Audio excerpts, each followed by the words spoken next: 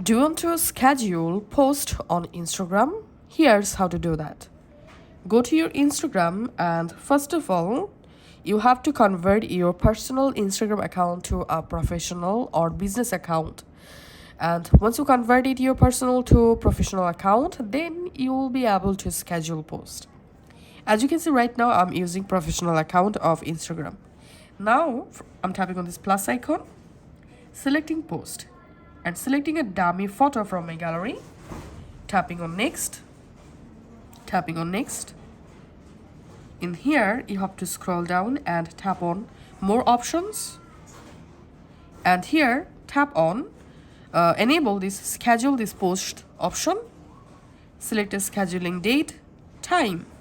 Tap on done. And we can see this post gonna be scheduled in this date. Tapping on back and tapping on schedule. And that's how you'll be able to easily schedule your Instagram post. Thanks for watching.